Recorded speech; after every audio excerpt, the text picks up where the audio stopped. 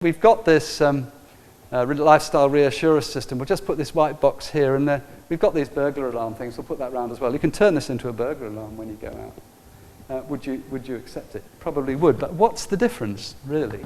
What's the difference in terms of what somebody else knows about what you're doing? So it's a matter of informed consent, I think, and it's something that people haven't thought through enough. So my conclusions there, what technology should not do is shouldn't stigmatize people, shouldn't reduce freedom to choose between evils, and it shouldn't obscure issues of privacy, informed consent, and responsibility. Now I think I'm going to stop there and ask and take questions on the kind of existing technology before I go on to talk about future technology. Is that acceptable? How long have I got altogether, by the way? Pardon? 7-ish. Till 7 o'clock. Okay, well, let's have 5 minutes question. Yes? If you're wearing a thing around your neck and it's going to make people feel bad, why can it not be designed to be worn somewhere else, like on your wrist or something like that? Yeah, this comes with a wrist strap. So you can clip it onto a wrist strap. You can wear it as a wrist thing, yeah. But it still doesn't look very attractive. Might make it less a brooch. Yeah, but I think wearing it around your neck is telling people something. If you had it on your wrist, I wouldn't like to wear one of those when I need it. Right, that's very interesting. Yeah. But you would wear one on your wrist? Probably, or somewhere else. Probably like a brooch, as you said, would be an idea, or on your belt. Okay, yeah. The fall detector, which has got a panic button on it, clips on a belt. That's quite a problem with some older people because they tend to wear... They don't wear belts, especially the ladies don't tend to wear belts, some of them. And then you've got nothing to clip it onto. Maybe the new older ladies will. I think that, well, I'm going to talk a little bit later on about an attempt to make, well, it's not really a pendant, but anyway, you could think, well, actually, if we put some diamonds on it and designed it properly, or actually, if it's a nice wrist one, it combined a bit the purposes of a watch or something like that. If you really wanted people to wear it, and you're really serious about what you were doing, you would make it more user-friendly towards wearing it, and more maybe fashionable. I think you're right. I'm sure I think that's important, and I don't understand why they aren't doing it. There is a limit, though, because part of this is marketing and brand. And while social services give this away, it's always going to be branded as something for poor old dears. So even if it was encrusted in diamonds and got Gucci written all over it or whatever, well, Gucci wouldn't do it for obvious reasons. Yeah. Okay. Well, yeah. It's not an easy problem, but yeah. But yeah, it's a very good point.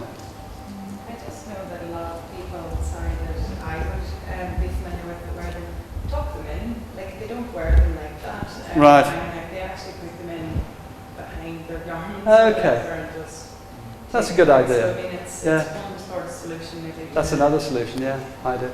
To how it looks. A lot of people do that. So okay. I find that they work very well, actually. Oh, excellent. You're an occupational therapist? I am. Yeah, great. Yeah. Okay.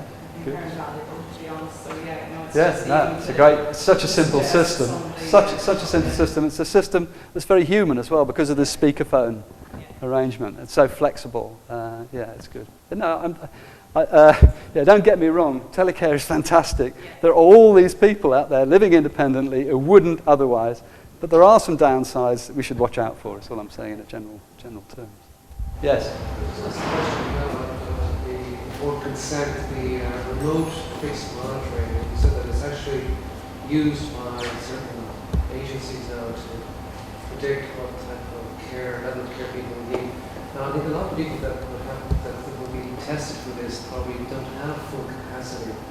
Yeah. And say people who discharged from hospital to be in care, they have dementia, common impairment, they probably don't have capacity to give informed consent. So how do you deal with that when these people are being monitored? Right. I think it's very hard. I mean, if they've officially not got capacity, then there will be some there'll be someone with power of attorney who would be able to give permission for them. But yeah, I think it is very difficult. But people don't really understand what you can do with sensors. I think everybody would be quite surprised at the things you can infer from very simple sensors. And I find it very surprising what people can do. And so it is. So how could they possibly understand this? They understand about if you put a camera in every room, and they won't have it. Well, I think more and more this type of technology would be of value to people who probably lack capacity. May not be able to So I know some positive stories about that.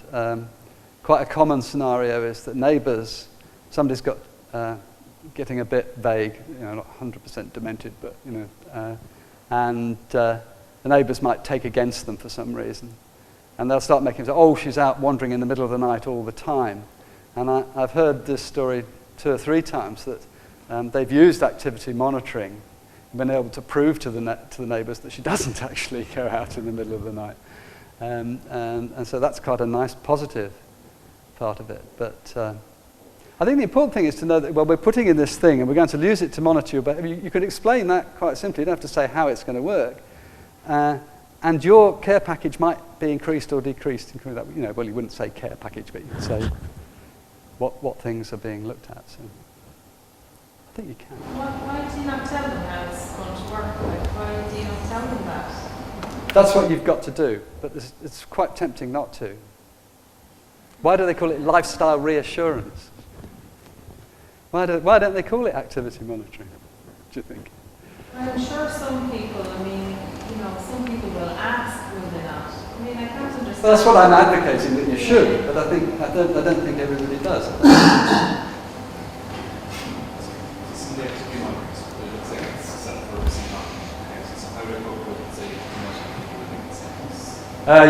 With difficulty.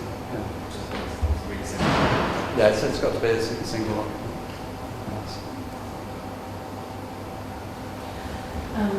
In my experience, some people are still proud. They have this button, but they won't press it. They have it full. Yeah. They won't press it until 9 in the morning because they don't want people to know they've had it full during the night. So there's still an issue of pride, this personal pride that, I'll wait, I won't have an emergency call out.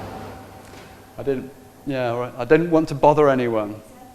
There was one of our members was doing proactive calling, so ringing round each house in a kind of just to have it say, "How are you?" so on, using the care phone.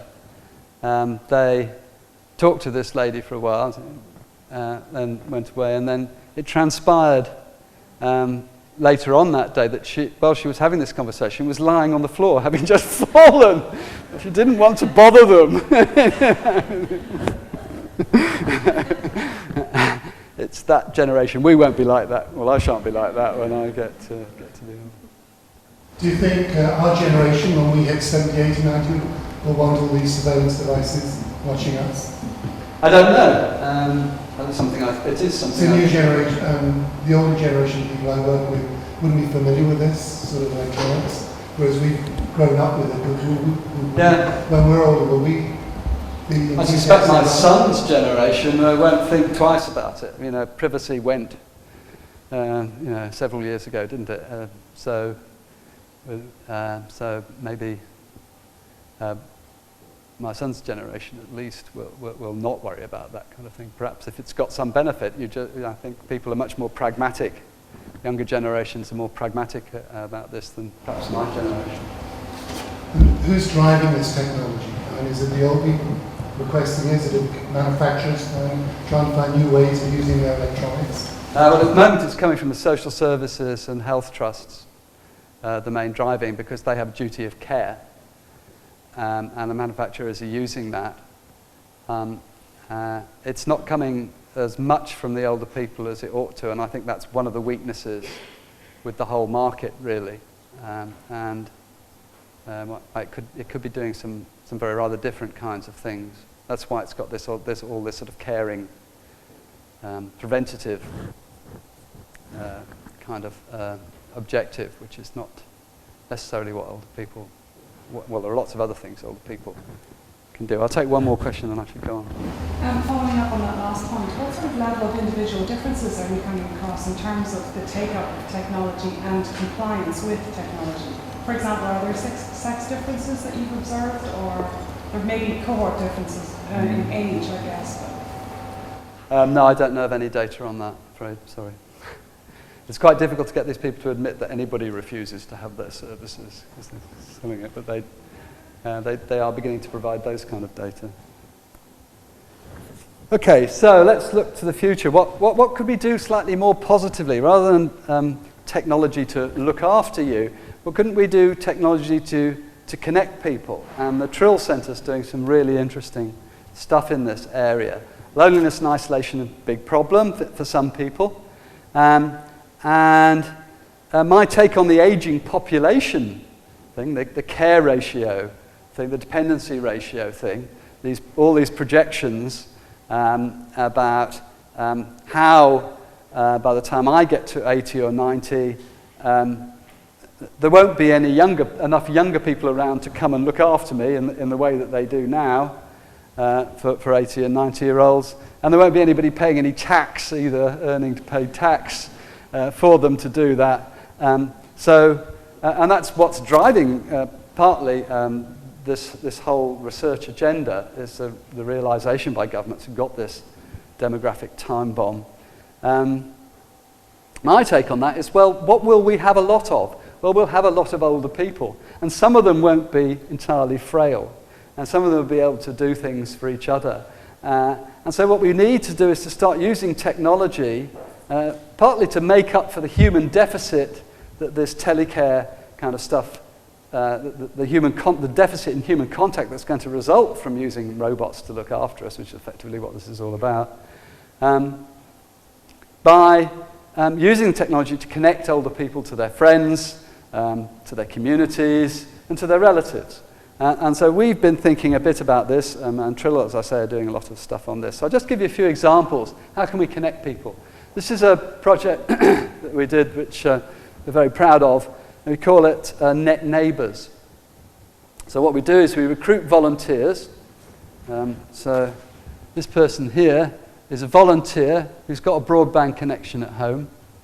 And we'll make a small commitment for volunteering. Commitment is to ring up an older person, which we've paired them with, once a week and have a half-hour conversation with them. And in the course of that conversation, they'll do their grocery shopping for them. And then the supermarket delivers the groceries. So we designed this service with Age Concern York. And if you think about it, what we're using is well, it's not rocket science or anything, but we're using technology, communication technology, to provide a shopping service, which is also a befriending service.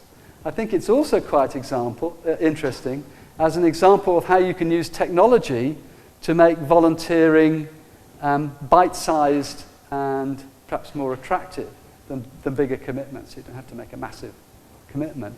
And although this has been going for several years now, the problem is getting the volunteers, actually, I have to admit. So although it's been going a long while, there's some tremendous relationships between the volunteers and their net neighbours that have built up over the years. It hasn't grown in quite the way that we'd hoped, but it is long-lasting. And if we could only find a way of... well, anyway, part of the problem with it is moving the money around, actually. But ask me about that later if you're interested.